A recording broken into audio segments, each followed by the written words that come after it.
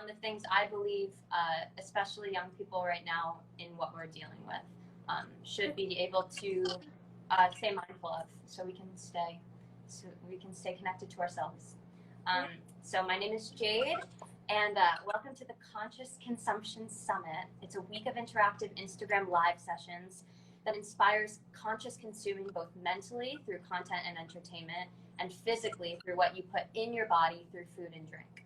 Representing the Mental Entertainment for Change is a nonprofit I founded that is dedicated to providing a positive platform for young people and empowering what we call impact artists to amplify the United Nations Sustainable Development Goals, and using the power of arts and entertainment to do so.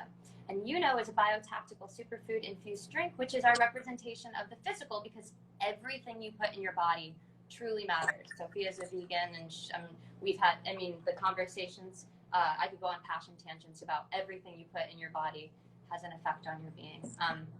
So we have some really fun and engaging initiatives, such as the hashtag SDG Groove, which will be featured on One Humanity Live, and our new interactive podcast and video series called Amplify, which gets listeners and viewers voting per episode on an impact artist that resonates with them the most. So like America's Got Talent for social and environmental change. So check out the link in our bio to see all the things that we're up to, giveaways, the launch of Amplify on June 1st. And so I'm moderating the theme of Zen today, and icebreaker, which I love icebreakers. Something that brings a smile to my face no matter what is when I use my air popper and the popcorn starts popping, which I'm going to do as soon as this is over. I love popcorn. And so I'm truly so grateful to co-create this safe space with who I believe is a really amazing embodiment of an impact artist because of her sincere authenticity, heart-centered nature, and dynamic spirit and soul, Sophia. Yeah. So, thank you so much for joining me in this little... Yeah, of course. I got this really cool little drink that Jade gave me. We're actually neighbors, so she left it at my door, and it's super cool. I haven't had it yet, but I'm super excited. It's got all these little botanical things in it, which is super cool. Yeah, it does puts you on in a Zen state. That's why I was excited to moderate this, in that it's a practical tool to feel Zen, but more importantly to have a conversation with people like you to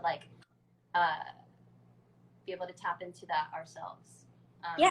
What's something that makes you smile no matter what? Oh, well, there's actually a scientific study that smiling makes you smile. So if you're in a bad mood, actually the easiest way to put a smile on your face is just to smile. If you start smiling, you'll keep smiling, and smiling releases all these endorphins, and it starts to make you happy. So instead of, pouting, concerned, using all of these muscles to, do that, if you use these other muscles and start smiling, then you get used to smiling.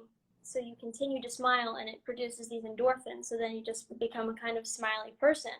So smiling is what makes me always smile. I love kind of the more complicated. But if I had to say something that wasn't that, no, but I always say smiling is contagious, even when you're looking at in the mirror. Right? Yeah, if you're looking in the mirror in the morning and you're like, oh, I just woke up, I look like crap. God, I'm having a bad hair day. What's going on? I've got this pimple. And you're, making faces at yourself. Instead, if you just look in the mirror and you're like, look at me this morning. I look so funny. I've got spanky hair and a pimple, and, that's just the way it's going to be today. And you sort of laugh at that. People are always like, just think positive, just be positive. It's not about that. You can make fun of the negative things. You can still smile at something that would be considered to be negative. I always have, I'm very particular about my skin and the health of my skin. I have this weird thing about that. So when I see a blemish or something like that, I'm always like, are you kidding me? I drank so much water yesterday. But instead of doing that, it's about, I drank so much water yesterday, and that's great. So, here I am, I'm healthy, and it's just funny. It's just kind of, sort of laughing at yourself in the mirror. When there's something that negative comes into your head, it's not just about being like, no, that's not true. Okay, maybe it is true. I have a pimple. and that's funny, right? So now what? Like, yeah, what's now the worst that's gonna so happen from that? So what? I have a pimple. Everybody has pimples, right? So yeah, kind of like laughing at yourself in the mirror. That's really what you said. There's the right on the dot. Ditto, sister. All right, well, grace us with your beautiful soul through music. Okay. So this song, actually, I was gonna play it on my electric guitar. And I was gonna do the full like fucking pattern, the full accompaniment, and then I thought, you know what, the song itself, it's like a very, of all the songs I've written, I would say it's the most zen. It's the most calming. The feeling of it is like sort of like this peace and like overwhelming sort of euphoria is the idea of it, and it's based on a first kiss. So the song is called Melody of a Kiss, and I decided to put it on my acoustic guitar and only play just the chords so that you can sort of hear the words. So yeah, let me just make sure I'm in tune. You really do go in a state of bliss when you're kissing someone. Yeah. All right.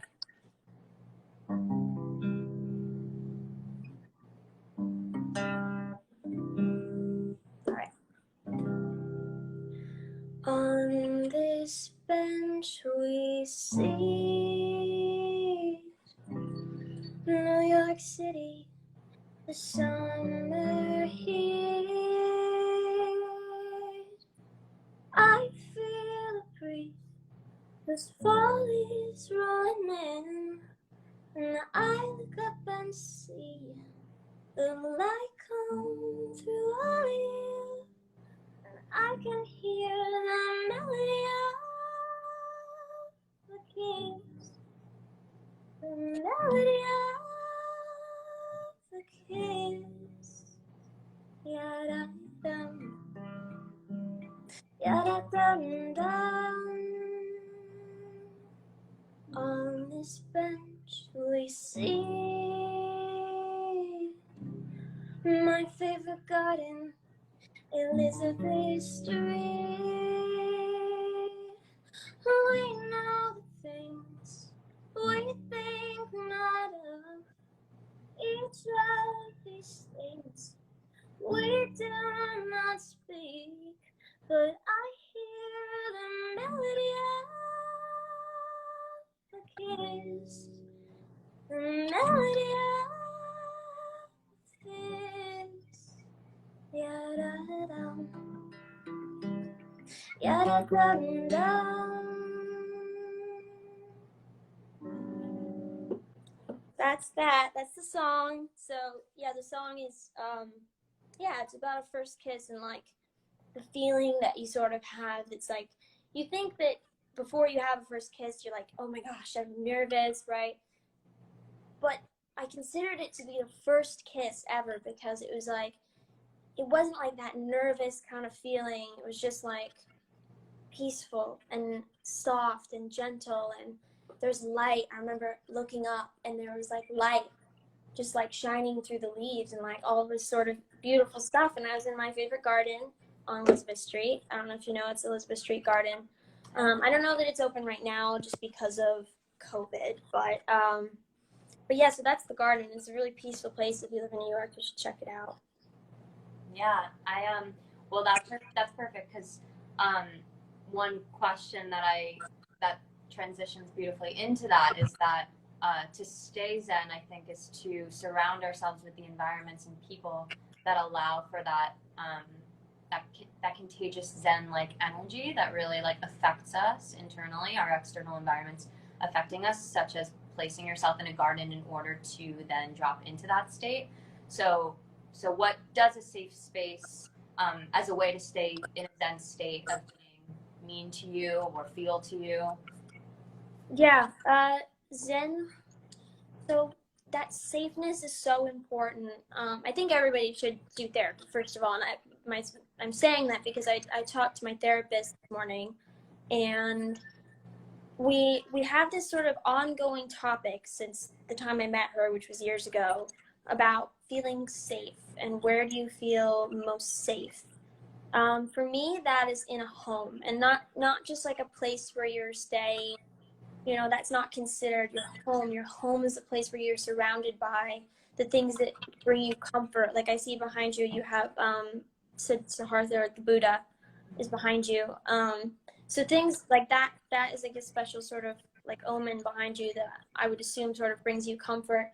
Things in my apartment that bring me comfort are my plants. I have my grandpa owns an orchid farm that he's had for a long time, so I have these beautiful orchids here, and I bloomed some of those.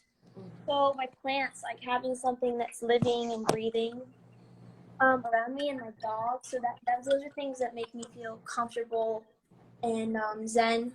And yeah, just the idea. I journal every morning and every night. I have a journal prompt um, that I do. This is my morning reflections, the things that I have gratitude for. And most importantly, in my opinion, the most important part is the what's bothering me.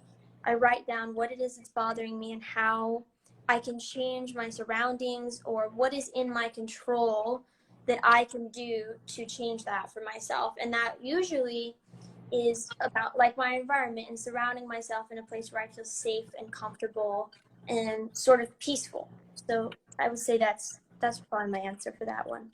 What does a safe person feel like? Oh, a safe person feels like somebody that you can be yourself around, somebody that you can share with, somebody that you don't have to hide what's going on with you, or whatever those invasive thoughts are in your head, those things that you judge yourself for thinking. A safe person is someone that you can share those thoughts with and share what's really going on with you, and a person who can take care of you, and you can take care of them. For me, that is my therapist and my boyfriend. He's great, and my mom too, and my dad. I luckily sort of, as I got older, developed a really good relationship with my parents,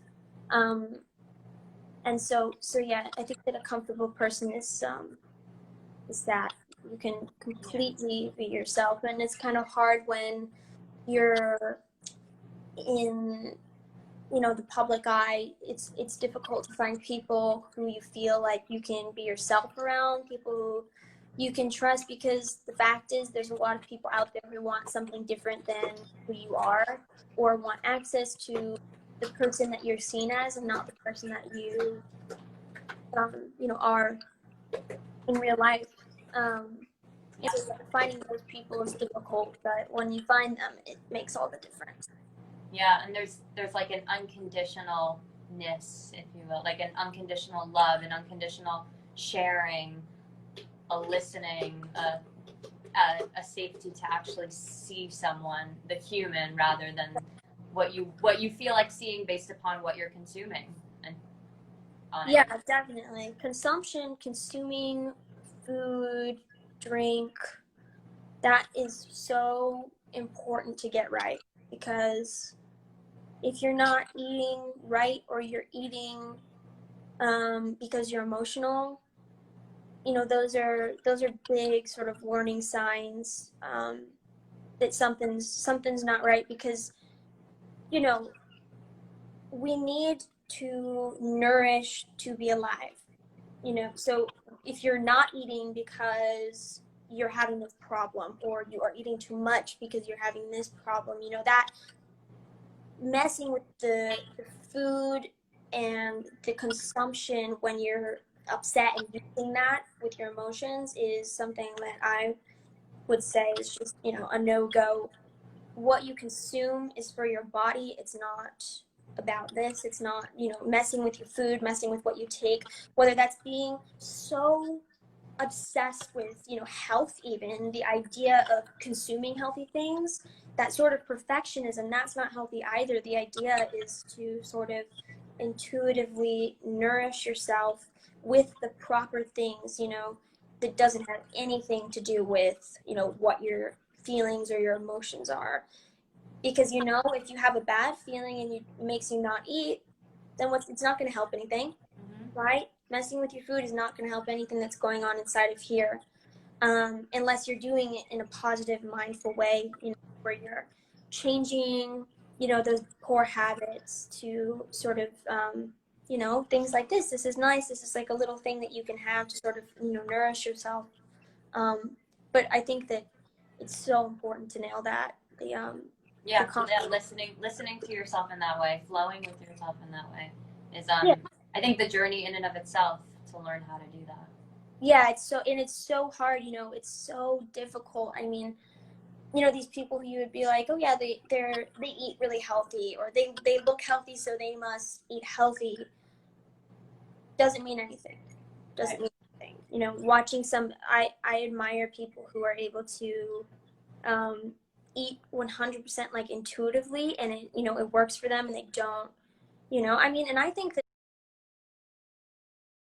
the majority, you know, of the population really, I think that's part of why we actually have like, you know, obesity and has, you know, serious health problems in America, is because we don't, you know, we don't, the the ways that we bring kids up with food, the ideas that we put into young girls' heads, especially, about food and body and how that relates, you know, to who we are. I think it's really really bad. In America, you know, we have these girls that are growing up thinking, oh, I can't eat as much as a boy, or, you know, I don't have to have a body like a woman. I need to eat this way. You know, these things don't mean anything, and they're just so false. And I think that we bring up girls with this idea of, you know, these very dysfunctional ways of eating and treating our bodies, that are labeled as healthy. Even something like being vegan, I think that, I have my purposes for doing that, and that is, you know, because of health, and because I genuinely feel physically better, and I feel, sort of like do no harm, uh, sort of feeling is really beneficial to me as a person. But, you know, when you tell a girl that her worth is sort of based on, you know, what she consumes, I think that that can get sort of mixed up with like these ideas of healthy eating, like being a vegan or a vegetarian or something like that, and people start, you know, engaging in these things that people consider to be healthy, but, you know, they're really not, unless you're, you know, not dysfunctionally eating. I know I'm kind of rambling, but it's No. to explain. I mean, I'm a woman, and Yeah, I understand, you like, know, on the most fundamental level. yeah, well, it's true, especially, I mean, not, you know, for boys as well. Boys Men are too. brought up, oh, I gotta eat meat, I gotta eat these things, I gotta be strong. So it's not just girls that are having this problem of being brought up with these dysfunctional ways of eating and viewing their body. It's boys too. Boys are, you know, they're meant to be strong, and, well, like football, and in high school I eat so many burgers, and this is what I consume. They say you are what you eat, and I think that's true to a certain extent. But when you take it in like this very literal way, which people do, they're like, oh, I'm gonna eat, you know, this stuff to make me strong, and it's like, that doesn't make you strong. What makes you strong is here. um and and the idea that you have to, like, you know, people should just, I think, just need the freedom to be able to consume what is right for them, and that does not affect the person that you are. It does not define you, you know. It doesn't, and just, it like makes my heart just like hurt, because I see every day, I see it on Instagram, I see it in person, you know, parents who don't set a good example of what nutrition is, and how to respect your body, end up with these kids that, you know, have obesity problems, or, you know, are really struggling with eating disorders and things like that. And I think that that's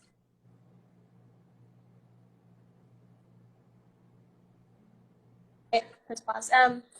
The What I'm most, curious about in my activism is about, you know, educating the, you know, people and youth especially on, you know, that this sort of diet culture, and what it means, and what's true and what's not true.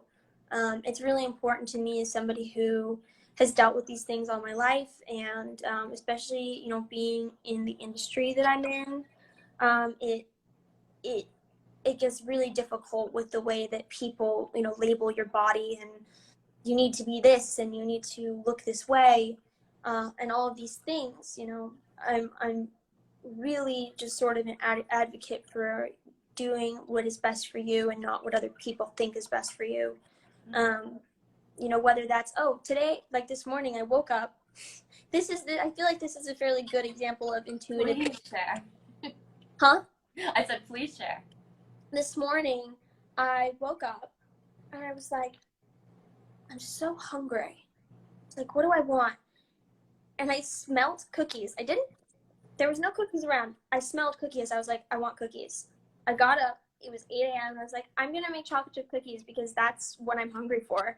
And I had 2 of them with coffee. And then I had some fruit later and, protein later. But, like, being able to wake up and say, oh, you know what, that's fine. That's what my body's craving. That's what my mind is craving. That's fine. It's not coming from a place of emotion. I think that some people are like, oh, you need to have eggs, you need to have protein for breakfast. Well, guess what? I had a cookie and I'm doing just fine. And I'm much happier than I would be if I had eaten something else, that didn't satisfy me in my mind and my body. So I think that's a good example of sort of intuitive eating. And I do think our emotions come from the thoughts we're having, which based upon what we're being educated and the content and the entertainment we're literally consuming, we're all of a sudden having these emotions that are sparked from the thoughts based upon what we're seeing. And so our body, thank you for making the distinction of emotional versus like intuition, because when you're going in this emotional, flow, you're so detached from your truth at that point. Absolutely, yeah. I mean, that's the core. I mean, I'm getting into the subject a little bit now. That's sort of the core, with eating disorders that's all it is. It's just people eating or not eating out of emotion and things that they're struggling with. Body dysmorphia, all of these things come from ideas and thoughts that are put into our head that are transferred into feelings, and then we take those feelings and we act on them instead of thinking through them and processing them. And, for example, I mean, I've done a lot of research on this stuff that even I have struggled with, myself. And it's part of why I'm such a big advocate for it. People feel all of these feelings, right? They're so full of feelings. They don't want to take anything more in, right? That's one way. Another way is, I feel so full, it's going to come out of me. In other words, I feel so empty, I'm so sad, I consume, right? Or, I feel so full of sadness and I just want to shove it down more, so I'm going to consume. And so I think that it's a behavioral manifestation of whether it's overeating. And I know that and I'm talking about this actually because I know that so many people are struggling with this in the quarantine because you're not out, you're not exercising, you're not walking, you're not doing your activities, you have nothing to focus on except for sitting in the house and staring at the open fridge. And so being able to make that distinction, am I eating because I'm upset? Or am I eating because I'm hungry, or because my body is craving something, or because maybe I don't feel good physically, right? Being able to, and you know what? So many people have gained weight, in quarantine. I have myself. I gained 5 pounds, and that's okay. And that's so okay. And it's okay because I'm eating intuitively, and maybe I want cookie for breakfast, and that's fine, because I still feel in balance with myself, and I still feel sort of stable. I don't feel all over the place, like a chicken running around with its head cut off. And the power that you have to authentically and vulnerably step into the reality, and yet know that you have the internal choice to look in the mirror and smile. Yeah, absolutely. You look in the mirror and you smile instead of, I ate a cookie for breakfast. 14-year-old me would have been like, oh, you're I wish I could just give 14-year-old me a hug. Would have been like, oh, you ate a cookie. What are you doing? You're going to get fat. You're going to be all these things. And this is because I grew up with very confused ideas of what nutrition was. And so yeah, 14-year-old me would have been like, what's wrong with you? I would look in the mirror and I'd say, look at you. I can already tell that you're fatter, right? And it's instead what you can do is you can look in the mirror and say, look at my body. I mean, I went on a 6-mile hike yesterday and I came home and I was riding oh, my gratitude list, what I was grateful for. And I said, I'm grateful that I have strong legs, right? Younger me would have been like, oh, your legs are so muscular, they're so beefy, you're so masculine looking. But me right now, I'm just like, I just did a 6-mile hike yesterday, and I feel strong, and I'm grateful that I have strong legs and a strong sense of who I am. So yeah, I think that. Yeah, and I listened to this podcast. I heard a podcast episode the other day, and she was talking about eating disorders, and she was talking about the moon, and I loved what she said.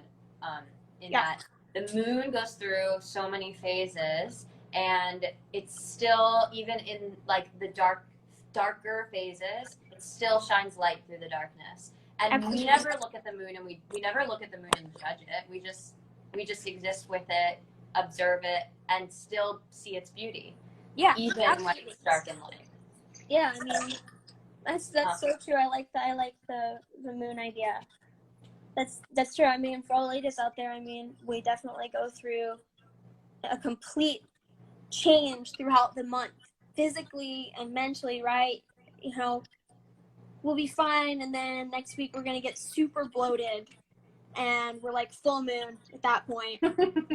And then everything's down and we're fine again. You know, it's just like the body fluctuates, the mind fluctuates, and sort of in the idea that you're talking about the moon, I'll give another sort of metaphor of, you know, a storm comes and it rains and it's horrible, and then it goes away, and now we have a rainbow. So a storm comes and it's horrible. You're going through all these things and it feels like it's never going to end and you're feeling crazy, but what you have to remember is that everything comes to an end. This live stream will come to an end. My anger about something that happened last week will come to an end. Sometimes it just takes time, and you have to sort of wait out the storm, you know, to go outside and be able to enjoy. So I think that the quarantine, the COVID, it's a storm and it's a bad one, and eventually it will pass. You know, the saying, this too shall pass. It's very true. So I always think of the storm whenever I'm, you know, upset or something like this. Some storm, it's gonna be okay. Sometimes it's a tornado. You know, sometimes it's just a little drizzle.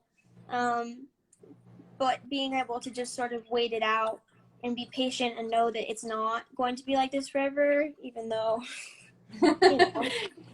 It feels. Yeah. Going back to the emotional state that we have. Yeah, it can feel bad.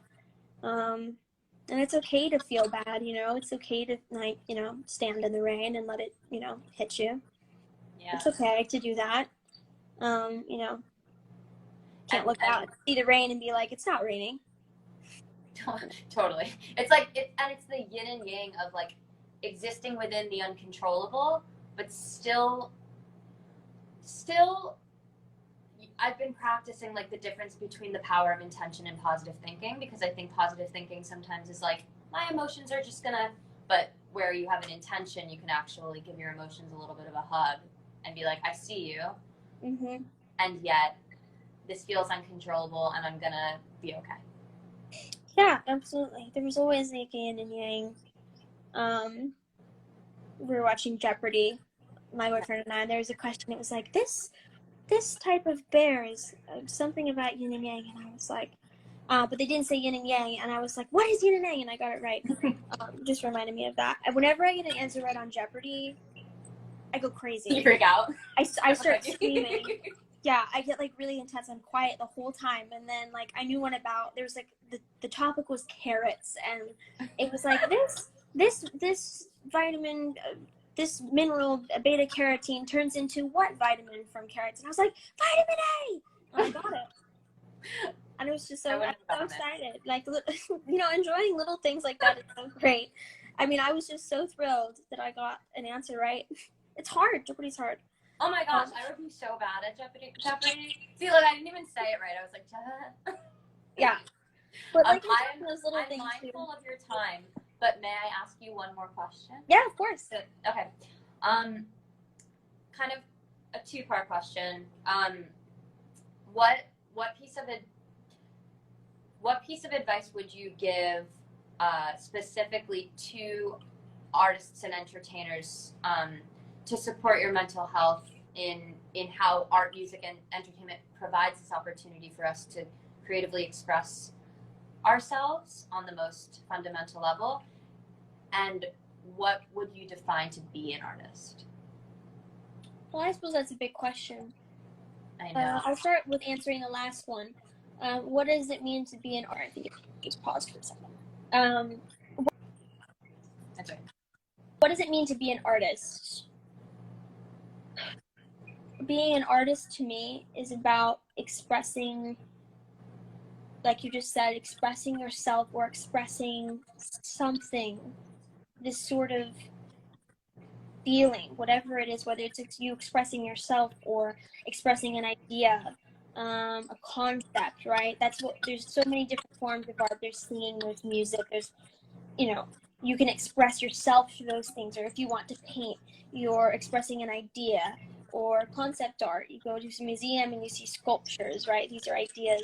So I think being able to execute that in a way that translates is somebody that I consider to be an artist, somebody who can express those things and I can see it and understand them through an object or a sound, a color. Making abstract content. Yeah, and I think that it's easy to paint something on a piece of paper.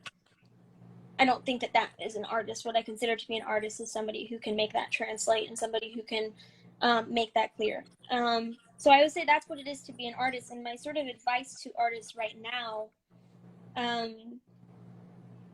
in everything that's going on, I actually had a friend who wrote this article, and it kind of talks a little bit about being able to accept your own irrelevance right now.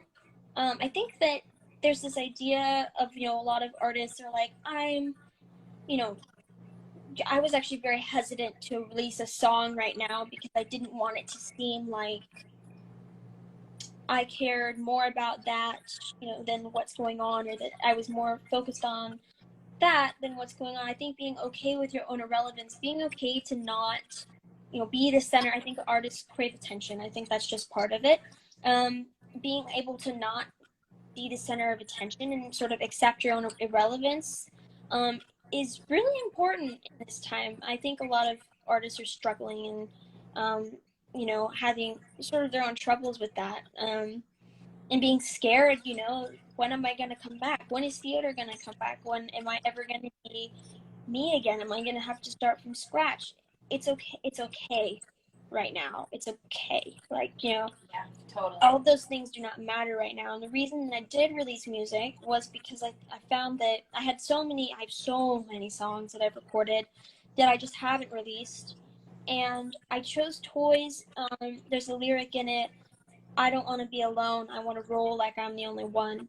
And the idea behind that lyric is, I don't want to be lonely, but I want to be comfortable in my solitude. That's sort of the idea behind that line for me. And that song sort of just felt like it fit the circumstances now, and releasing, putting out art or something artistic right now that can help somebody feel better, that somebody can listen to the sound and, it makes a difference in their day in a positive way, less about look at me, more about let's all experience. I think that would be my advice to artists right now. Yeah, so it's less about, look at me thing and more, I did this thing for young writers. The young writer gets to pick a celebrity or an actor of their choice to perform a monologue that they get to write, and it all happens in 24 hours. They have 4 hours to make it, and I made this sort of video, but it was great, and the reason I did it was because I was helping this young writer, right? So I was being able, they wrote something for me, I performed it, and they learned about their writing, and they learned about themselves, and got an opportunity, right? So doing things that matter, things that help people specifically, because anybody can just sing a song, but not everybody can sing a song that matters and affects somebody. And I think that is the most important part of being an artist right now, is that you can share and help people grow and learn and feel better. Not everybody can do that. Yeah, and it's a really beautiful thing, I think, when you can tap into your internal artistry to then share that and then evoke this sense of humanity and like compassion, because at the end of the day, that's really, personally speaking, what I hope comes out of this, in that we all treat others the way we want to be treated and treat ourselves the way we want to be treated. Absolutely. Art is universal. We have museums all over the world. We have all genres of in languages and cultures of music and art and sculpture, and it's so universal. I can listen. I love Arabic music. Fun fact. Mm-hmm. I can listen to a song in Arabic and not understand a word that's being said, but I can feel the emotion. So I think that art is so universal, and so important. And even now, like if I have a car, so I drive around the city a little bit. You can't really, leave in New York anywhere to go. If you don't have a car right now. And driving around, I see street art. Going into Brooklyn, I see these murals and these things that it's COVID art. So like art, I think that the art that will come out of COVID, if we all work hard and do our part, can be really beautiful.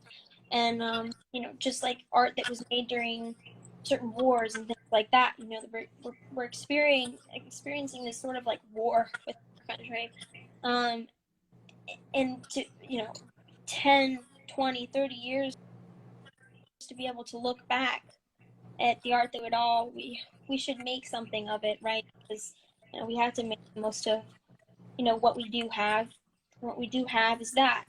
So I think creating things, creating art that during this time, relating to this, expressing this feeling, 20, 30 years from now, you'll look at it and kids will be like, oh, so that's what that was.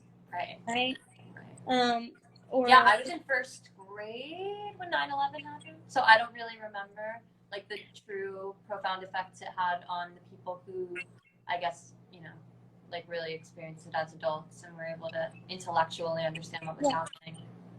Yeah, I was only a few months old, obviously, when 9/11 happened. I was actually 2 months to the day old. Oh, really? Wow. Yeah, and my mom had been in Vegas visiting family with me, and we got stuck there.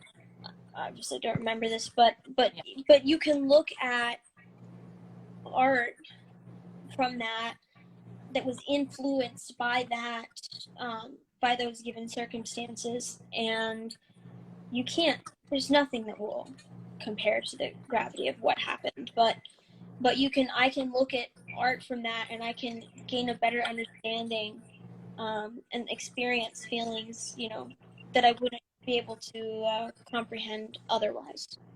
Absolutely. Yeah. Well, I'm very, very grateful for your wisdom. I say very sincerely, and to be continued. And check out Toys if you haven't, because I say, again, I've been saying I say sincerely all day because like I love putting that out into the universe in that, like, in the sincerest of ways. It really it feels a little bit, it feels like guidance is what I got from listening to it. It felt like very guiding. Oh, thank you. That's really nice of you. Yeah. That's so nice of you. No problem. Yeah, it was so good to talk to you. I do, for anybody who's on there and wants to know, I haven't done it in a while, but I'm gonna start doing it again. It's called Topic of the Week.